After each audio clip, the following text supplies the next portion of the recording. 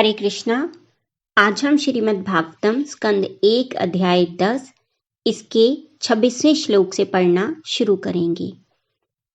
अहो अलम श्लाद्य तमम यदो कुल महो अलम पुण्यतमम मदोर्वनम यदेश पुंसामृषभ श्रियपति स्वजन्मना चंक्रमणेन चांचति। ओह यदुवंश कितना यशस्वी है और मथुरा की भूमि कितनी पुण्यमयी है, जहाँ समस्त जीवों के परम नायक लक्ष्मीपति ने जन्म लिया और अपने बचपन में विचरण किया है। तात्पर्य, श्रीमद् भगवद गीता में भगवान श्री कृष्ण ने अपने दिव्य प्रादुर्भाव, तिरोधान तथा लीलाओं का विशद वर्णन किया है। श्री भगवान अपनी अचिंत्य शक्ति से किसी विशेष परिवार या स्थान में प्रकट होते हैं। ये बद्ध जीव की तरह जन्म लेकर एक शरीर को त्याग कर दूसरा शरीर धारण नहीं करते। उनका जन्म सूर्योदय तथा सूर्यास्त की तरह होता है। सूर्य पूर्वी क्षितिज में उदय होता है, लेकिन इसका अर्थ यह नहीं होता कि पूर्वी क्षितिज उसका जनक है। सौर मंडल के प्रत्येक भाग में सूर्य का अस्तित्व रहता है, किंतु वह एक निश्चित समय पर दृष्टि गोचर होता है और फिर उसी प्रकार किसी अन्य निश्चित समय पर अदृश्य हो जाता है।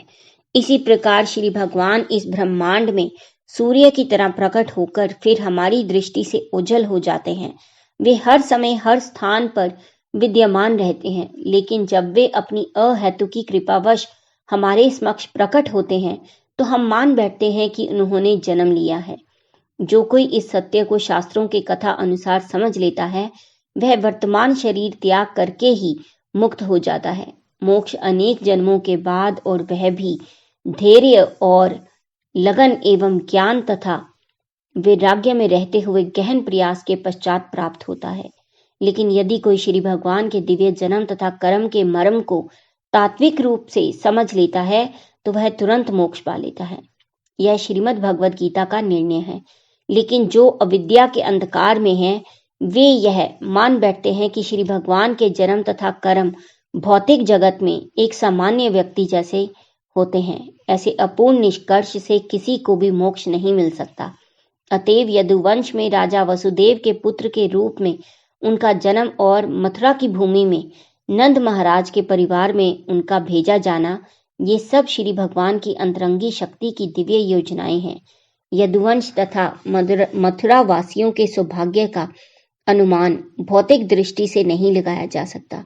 यदि श्री भगवान के जन्म तथा कर्म की दिव्य प्रकृति को जान लेने मात्र से सरलता से मोक्ष मिल सकता है, तो फिर जिन लोगों ने उनके पारिवारिक सदस्य के रूप में, ये पड़ोसी के रूप में श्री भगवान का संग किया है, उनके भाग्य का क्या कहना।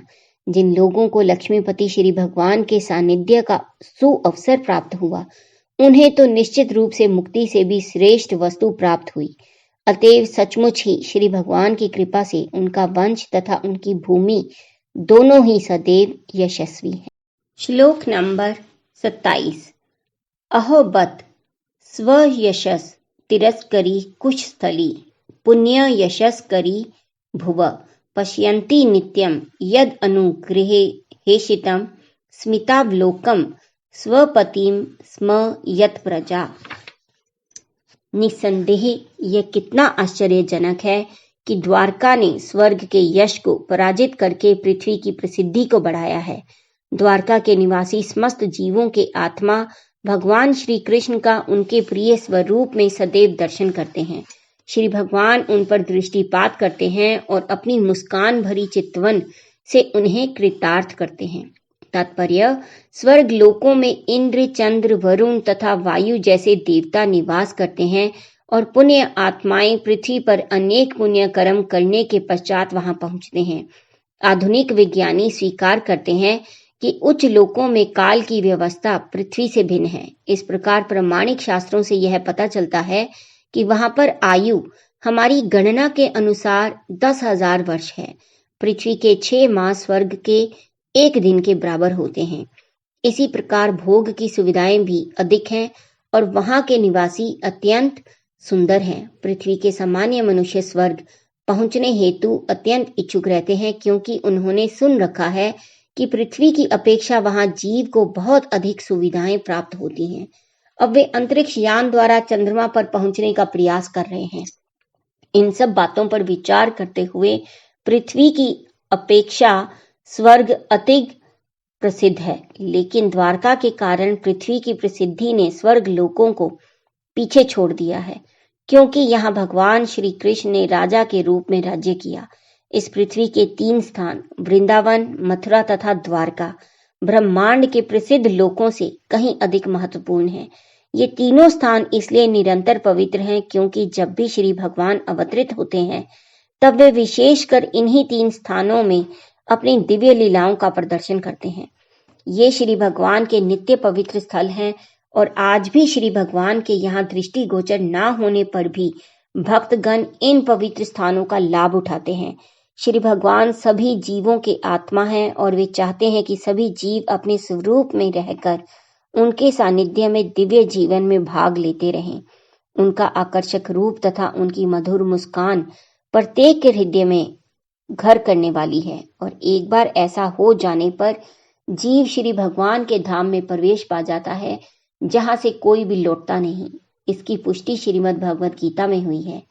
भले ही स्वर्ग के ग्रह भौतिक भोग की अच्छी सुविधाएं देने हेतु अत्यंत प्रसिद्ध क्यों न हो, लेकिन श्रीमद् भगवत गीता 9.20 से लेकर 21 से हम जान पाते हैं कि ज्यों ही संचित पुण्य क्षीण हो जाते हैं त्यों ही मनुष्य को पृथ्वी पर पुनः आना पड़ता है। द्वारका स्वर्ग लोक से इसलिए अधिक महत्वपूर्ण है क्योंकि जिस किसी को भी श्री भगवान की स्मृति चितवन की प्राप्ति हुई उसे इस सड़ी गली पृथ्वी पर फिर से नहीं आना पड़ता, जिसे श्री भगवान ने भी दुख का स्थान बताया है। न केवल यह पृथ्वी अपितु ब्रह्मांड के सारे लोक दुख के स्थान हैं, क्योंकि ब्रह्मांड के किसी भी लोक में न तो शाश्वत जीवन है, न शाश्वत आनंद और न शाश्वत ज्ञान है। जो व्यक्ति श्री भगवान की भक्तिमय सेवा में लीन रहता है उसके लिए उपयुक्त तीनों स्थानों द्वारका, मथुरा या वृंदावन में से किसी एक में रहने की संस्तुति की जाती है। चूंकि इन तीनों स्थानों में भक्ति का प्रवर्धन होता है, अतएव जो लोग शास्त्रों की बताई विधि से नियमों का पालन करने हेतु वहां जाते हैं उन्हें वैसा ही फल मिलता है जैसा भगवान श्री कृष्ण के उपस्थित रहने पर मिलता था। उनका धाम तथा स्वयं वे अभिन्न है और आज भी कोई शुद्ध भक्त किसी अन्य अनुभवी भक्त के निर्देशन में सारे फल प्राप्त कर सकता है। श्लोक नंबर 28। नूनम व्रत स्नान हुता दिने अश्वरः समर्चितो हयस्य गृहीत पाणी भी पिबंती या सख्य धरामृतम मुहु वज स्त्रिय समूह मुहुर्य दाशया। हे सखियों, तनिक उनकी पत्नियों के विषय में सोचो जिनके साथ उनका पानी ग्रहण हुआ था। उन्होंने कैसा व्रत, स्नान, यज्ञ तथा ब्रह्मांड के स्वामी की सम्यक पूजा की होगी जिससे वे सब उनके अधरामृत का निरंतर आस्वादन कर रही हैं।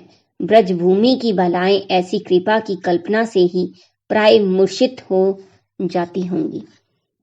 तात्पर्य, शास्त्रों में दिए गए धार्मिक अनुष्ठानबद्ध जीवों को सांसारिक गुणों से परिशुद्ध करने के निमित्त है, जिससे वे धीरे धीरे परमेश्वर की दिव्य सेवा करने का अवसर पाने की अवस्था तक ऊपर उठ सकें। शुद्ध आध्यात्मिक जीवन की इस अवस्था को प्राप्त करना सर्वोच्च सिद्धि है और यह अवस्था जीवात्मा की वास्तविक पहचान अथवा स्वरूप कहलाती है। मुक्ति का अर्थ है इस स्वरूप अवस्था का नवीकरण। स्वरूप की उस पूर्ण अवस्था में जीव प्रेमा भक्ति की 5 अवस्थाओं में स्थापित होता है, जिनमें से एक अवस्था माधुर्य रस अथवा युगल प्रेम की मनोदशा भी है। श्री भगवान सदैव अपने में पूर्ण होते हैं, अतएव उन्हें अपने लिए किसी प्रकार की लालसा नहीं होती, किंतु अपने भक्त के प्रगाढ़ प्रेम की पूर्ति के लिए वे स्वामी, सखा, पुत्र या पति बनते हैं। यहाँ पर माधुर्य रस के 2 प्रकार के भक्तों का उल्लेख हुआ है। एक है स्वकीय तथा दूसरा है परकीय। दोनों ही संबंध भगवान श्री कृष्ण के साथ माधुर्य रस के होते हैं। द्वारका की रानियां स्वकीया थी, अर्थात वे विधिवत रूप से ब्याही हुई थी, लेकिन ब्रज की बालाएं उनकी तब की तरुण मित्र थी जब वे अनब्याहे थे। श्री भगवान 16 वर्ष की उम्र तक वृंदावन में रहे और पास पड़ोस की लड़कियों के साथ उनका मैत्री भाव परकीय था। इन बालिकाओं तथा रानियों को शास्त्रोक्त व्रत, स्नान तथा अग्नि यज्ञ द्वारा कठिन तपस्याएं करनी पड़ी, लेकिन ये सब अनुष्ठान अपने आप में परिपूर्ण नहीं है। निष्काम कर्म और ज्ञान का अनुशीलन या योग की सिद्धि ही अपने में पूर्ण है। ये सब स्वरूप की सर्वोच्च अवस्था अर्थात श्री भगवान की स्वाभाविक दिव्य सेवा करने के साधन है। प्रत्येक व्यक्ति का इन 5 अवस्थाओं में से किसी एक में श्री भगवान से संबंध होता है और शुद्ध आध्यात्मिक स्वरूप होने पर यह संबंध किसी सांसारिक आकर्षण के बिना प्रकट होता है। उनकी पत्नियों द्वारा या श्री भगवान को प्रेमी रूप में चाहने वाली तरुणी गोपियों द्वारा भगवान श्री कृष्ण का चुंबन लेना कोई विकृत संसारी गुण नहीं है। यदि ऐसा ही होता तो श्रील सुखदेव जैसे मुक्तात्मा ने उनका आस्वाद करने का कष्ट ना उठाया होता, ना ही भगवान श्री चैतन्य महाप्रभु गृहस्थ जीवन त्याग करने के पश्चात इन विषयों के प्रति आकृष्ट हुए होते। यह अवस्था कई जन्मों तक तपस्या करने के बाद प्राप्त होती है। श्लोक नंबर 29। या वीर्य शुल्केन हेरिता स्वयंवरे प्रमथ्य चैद्य प्रमुखान ही सुष्मणि प्रद्युम्न सांबा बांबा सुता दयोपरा याश्चाहरिता बोमवदे सहस्त्रशः। इन पत्नियों से संतानें हैं प्रद्युम्न, सांबा, अम्ब इत्यादि। उन्होंने शिशुपाल के नायकत्व में आए हुए अनेक शक्तिशाली राजाओं को हराकर रुक्मिणी, सत्यभामा तथा जामवंती जैसी स्त्रियों का उनके स्वयंवर समारोह से बलपूर्वक हरण किया था। उन्होंने भौमासुर तथा उसके हजारों सहायकों का वध करके अन्य स्त्रियों का भी हरण किया था। ये समस्त स्त्रियां धन्य है। तात्पर्य, शक्तिशाली राजाओं की अत्यधिक सुयोग्य कन्याओं को खुली स्पर्धा में अपना पति चुनने की अनुमति दी जाती थी और ऐसे समारोह स्वयंवर कहलाते थे। चूंकि स्वयंवर में प्रतियोगी वीर राजकुमारों के बीच खुली स्पर्धा होती थी, अतएव उन्हें राजकुमारी के पिता आमंत्रित करते थे और बहुधा आमंत्रित राजकुमारों में खेल खेल में नियमित युद्ध हुआ करते थे। लेकिन कभी कभी ऐसे विवाह द्वंद्वों में योद्धा राजकुमारों की मृत्यु हो जाती थी और विजयी राजकुमार को वह राजकुमारी प्रदान की जाती थी, जिसके लिए कई राजकुमारों के जीवन बलिदान हो चुके होते थे। भगवान श्री कृष्ण की पटरानी रुक्मिणी विदर्भ के राजा की कन्या थी, जिसकी इच्छा थी कि उसकी सुयोग्य तथा सुंदर कन्या भगवान श्री कृष्ण को दी जाए। लेकिन रुक्मिणी का सबसे बड़ा भाई चाहता था कि वह राजा शिशुपाल को दी जाए, जो भगवान श्री कृष्ण का फुफेरा भाई था। फलतः एक खुली स्पर्धा हुई और सदा की तरह श्री भगवान अपने अद्वितीय पराक्रम से शिशुपाल तथा अन्य राजाओं का मान मर्दन करके विजयी हुए। रुक्मिणी के प्रद्युम्न जैसे 10 पुत्र हुए। भगवान श्री कृष्ण ने इसी प्रकार अन्य रानियों का भी हरण किया था। 10वें स्कंद में भगवान श्री कृष्ण द्वारा इस प्रकार के अनुपम हरण का विशद वर्णन मिलेगा। ऐसी कुल मिलाकर 16,100 सुंदर बालाएं थी, जो अनेक राजाओं की पुत्रियां थी। भौमासुर द्वारा उन्हें अपहृत करके अपनी काम पिपासा के लिए बंदी बनाकर रखा गया था। इन सुंदरियों ने भगवान श्री कृष्ण से अत्यंत करुण स्वर में अपने उद्धार की प्रार्थना की थी और कृपा के सागर श्री भगवान ने भौमासुर से युद्ध करके तथा उसे मारकर उन्हें मुक्त किया था। फिर बंदी बनाई गई इन राजकुमारियों को श्री भगवान ने अपनी पत्नियों के रूप में स्वीकार किया था। यद्यपि समाज की दृष्टि में ये सभी लड़कियां पतित हो चुकी थीं, लेकिन सर्वशक्तिमान भगवान श्री कृष्ण ने इनकी प्रार्थना सुनी और रानियों जैसा सम्मान देते हुए उनसे विवाह किया। इस प्रकार द्वारका में भगवान श्री कृष्ण की 16,108 रानियां थी और प्रत्येक से 10-10 संतानें प्राप्त हुई। ये सभी संतानें बड़ी हुई और हर एक के उतने ही बच्चे हुए जितने उनके पिता के थे। इस प्रकार कुल मिलाकर उनके परिवार की लाखों की संख्या थी। श्लोक नंबर 30। एतः परम स्त्रीत्व म पास्पेशलम निरस्त शोचम बत साधु कुर्वते यासाम गृहात् पुष्कर लोचनः पतिर् जात्वपेत्या हृति बिरहदी स्पर्शन। इन सभी स्त्रियों ने व्यक्तित्व तथा शुद्धि से विहीन होते हुए भी अपने जीवन को धन्य किया। उनके पति कमल नयन श्री भगवान ने उन्हें घर में कभी अकेले नहीं छोड़ा। वे उन्हें बहुमूल्य भेंट प्रदान करके उनके हृदयों को प्रसन्न बनाते रहे। तात्पर्य, भगवत भक्त परिशुद्ध हो चुके जीव होते हैं। ज्यों ही भक्त श्री भगवान के चरण कमलों की शरण में सच्चे हृदय से आ जाते हैं, श्री भगवान उन्हें स्वीकार कर लेते हैं और भक्त समस्त भौतिक कल्मशों से रहित हो जाते हैं। ऐसे भक्त प्रकृति के तीनों गुणों से ऊपर होते हैं। भक्त के लिए कोई शारीरिक अयोग्यता नहीं होती। जिस प्रकार गंगा जल में गंदे नाले का जल मिल जाने पर उसमें कोई गुणात्मक अंतर नहीं रह जाता। स्त्रियां वैश्य तथा शूद्र अधिक बुद्धिमान नहीं होते, अतएव उनके लिए ईश्वर तत्व को समझ पाना या श्री भगवान की भक्ति में सेवा में लग पाना कठिन होता है। वे अधिक भौतिकवादी होते हैं और इनसे भी कम किरात, हूण, आंध्र, पुलिंद, पुलकश, आभीर, कंक, यवन, खस इत्यादि होते हैं। किंतु यदि वे सब ठीक से भगवत भक्ति में लग जाएं, तो उन सब का भी उद्धार हो सकता है। श्री भगवान की सेवा में लगने पर उपाधियों की अपात्रता हट जाती है और वे शुद्ध आत्माओं के रूप में भगवत धाम में प्रवेश करने के अधिकारी बन जाते हैं। भौमासुर के चंगुल में फंसी बालाओं ने अपने उद्धार के लिए निष्ठापूर्वक भगवान श्री कृष्ण की प्रार्थना की थी और अपनी इस भक्ति और निष्ठा से वे तुरंत शुद्ध बन गई। अतएव श्री भगवान ने इन्हें पत्नी रूप में स्वीकार किया और उनके जीवन धन्य हो गए। उनका मान तब और भी बढ़ गया जब श्री भगवान ने उनके अत्यंत समर्पित पति के रूप में भूमिका निभाई। श्री भगवान अपनी 16,108 पत्नियों के साथ अनवरत रहते थे। उन्होंने अपने आप को 16,108 पूर्णांशों में विस्तारित किया और इनमें से प्रत्येक साक्षात श्री भगवान थे, जो आदि पुरुष से तनिक भी भिन्न नहीं थे। श्रुति मंत्र पुष्टि करते हैं कि श्री भगवान अपना विस्तार अनेक में कर सकते हैं। इतनी सारी पत्नियों के पति के रूप में वे उन सबको कठिन प्रयास करके भेंट देकर प्रसन्न करते रहे। वे स्वर्ग से पारिजात वृक्ष ले आए और उसे अपनी प्रमुख रानियों में से एक सत्यभामा के महल में लगाया। अतएव यदि कोई चाहता है कि भगवान श्री कृष्ण उसके पति बने, तो श्री भगवान ऐसी इच्छाएं पूर्ण रूपेण पूरी करते हैं। श्लोक नंबर 31। एवं विधा गदन्तीनां स गिरः पुर्योषितां निरीक्षणेन न अभिनंदन सस्मितेन ययो हरि। राजधानी हस्तिनापुर की स्त्रियां जब उनका अभिनंदन कर रही थी और इस प्रकार से वार्तालाप कर रही थी, तो श्री भगवान ने मुस्कुराते हुए उनकी बधाइयां स्वीकार की और उन पर अपनी कृपा दृष्टि डालते हुए नगर से प्रस्थान किया। श्लोक नंबर 32।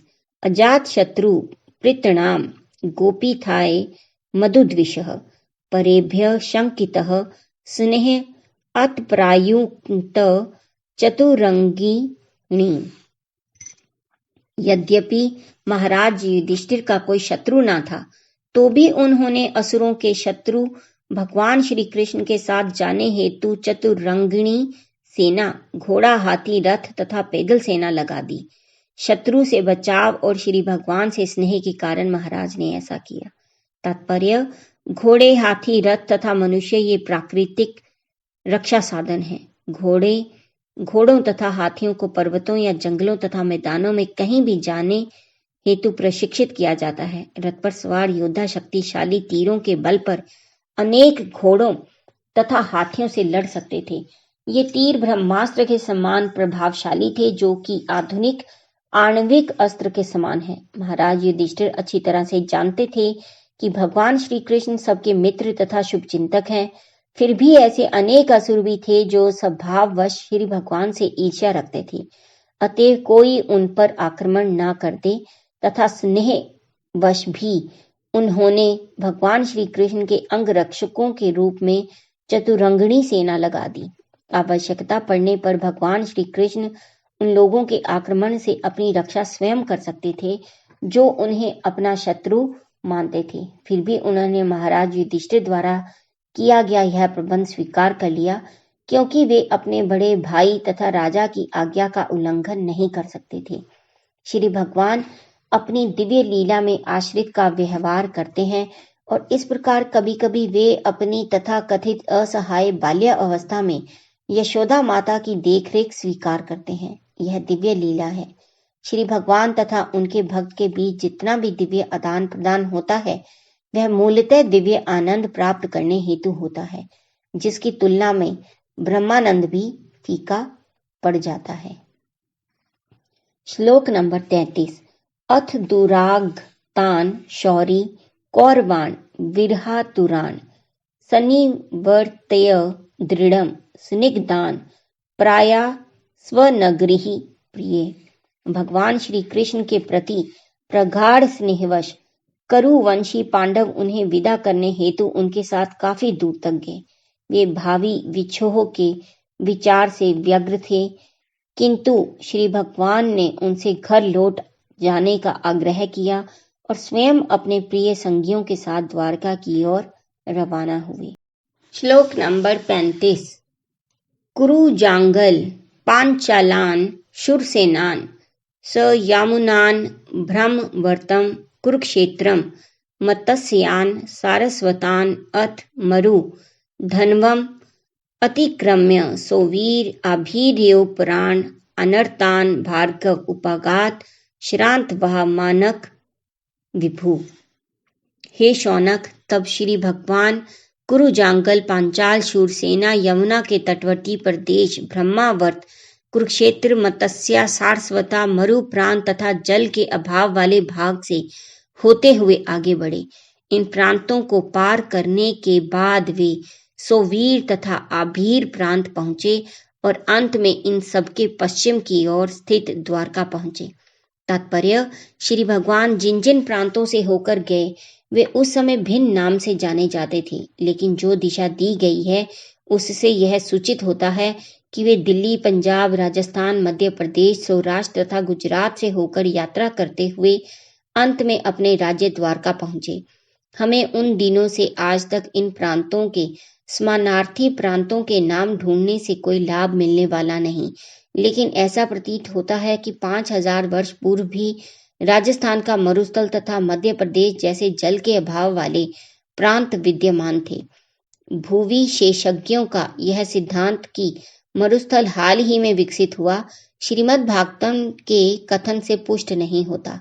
हम इस विषय को भूगर्भ विज्ञानियों द्वारा खोजे जाने हेतु छोड़ देते हैं, क्योंकि परिवर्तनशील ब्रह्मांड में भूगर्भीय विकास की विभिन्न अवस्थाएं होती हैं। हमें प्रसन्नता है कि श्री भगवान अब कुरु प्रांत से अपने निजी प्रांत द्वारका धाम में पहुंच गए हैं।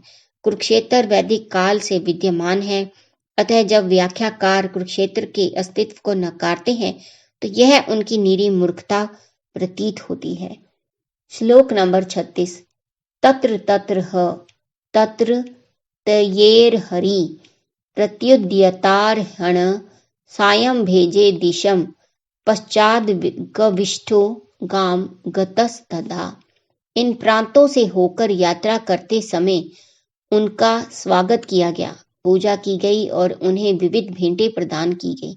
संध्या समय सभी स्थानों में संध्याकालीन अनुष्ठान कृत्य करने हेतु श्री भगवान अपनी यात्रा स्थगित करते। सूर्यास्त के बाद नियमित रूप से ऐसा किया जाता। तात्पर्य, यहाँ यह बतलाया है कि जब श्री भगवान यात्रा पर थे तब वे नियमित रूप से धार्मिक नियमों का पालन करते रहे। ऐसे कुछ दार्शनिक अनुमान है कि श्री भगवान भी सकाम कर्मों को करने हेतु बाध्य हैं, लेकिन वास्तव में बात ऐसी नहीं है। वे किसी अच्छे या बुरे कर्म पर आश्रित नहीं है। चूंकि श्री भगवान परम पूर्ण है, अतएव वे जो भी करते हैं वह सबके कल्याण के लिए होता है। किंतु जब वे पृथ्वी पर अवतरित होते हैं तब वे भक्तों की रक्षा के लिए तथा अपवित्र अभक्तों के विनाश के लिए कर्म करते हैं। यद्यपि उनके लिए कुछ भी करना अनिवार्य नहीं है, किंतु वे सब कुछ करते हैं जिससे अन्य लोग उनका अनुगमन कर सकें। वास्तविक उपदेश की विधि यही है। मनुष्य को चाहिए कि स्वयं उचित कर्म करे और अन्य व्यक्तियों को भी यही शिक्षा दे, अन्यथा उसका अंधा अनुगमन कोई नहीं करेगा। वे स्वयं कर्म फलों के दाता हैं, वे आत्माराम हैं, फिर भी वे हमें शिक्षा देने हेतु शास्त्रों के अनुसार कर्म करते हैं। यदि वे ऐसा ना करें तो सामान्य मनुष्य को मार्ग पर चले जाएं, लेकिन आगे चलकर उन्नत अवस्था में जब मनुष्य श्री भगवान की दिव्य प्रकृति को समझ पाता है, तब वह उनकी नकल करने का प्रयास नहीं करता। यह संभव नहीं है। मानव समाज में श्री भगवान वही करते हैं जो सबका कर्तव्य होता है, लेकिन कभी-कभी वे ऐसा महान कर्म करते हैं जो जीव द्वारा अनुकरणीय नहीं होता। यहाँ पर लिखे अनुसार उनके संध्या वंदन कार्य का पालन हर जीव को करना चाहिए, लेकिन उनके द्वारा गोवर्धन का उठाया जाना या गोपियों के साथ उनके रास का अनुकरण कर पाना संभव नहीं है। कोई सूर्य का अनुकरण नहीं कर सकता, क्योंकि वह गंदे स्थान के भी जल का शोषण कर लेता है। सर्वशक्तिमान ऐसा कुछ भी कर सकता है जो सबके लिए कल्याणप्रद हो, लेकिन यदि हम उनकी नकल करने लगे तो हम अनंत कठिनाई में पड़ जाएंगे। अतएव सभी कर्मों में एक अनुभवी मार्गदर्शक की अर्थात गुरु की राय लेनी चाहिए, जो भगवत कृपा के प्रत्यक्ष रूप है। इस प्रकार निश्चित रूप से प्रगति हो सकेगी। इस प्रकार श्रीमद् भागवतम के प्रथम स्कंद के अंतर्गत द्वारका के लिए भगवान श्री कृष्ण का प्रस्थान नामक 10वें अध्याय के भक्ति वेदांत तात्पर्य पूर्ण हुए। हरे कृष्णा। आज का पठन हम यहीं समाप्त करेंगे और कल हम अध्याय 11 भगवान श्री कृष्ण का द्वारका में प्रवेश इसे शुरू करेंगे। तब तक आप जपते रहिए हरे कृष्णा कृष्णा कृष्णा हरे हरे, हरे राम राम राम हरे हरे। हरि बोल।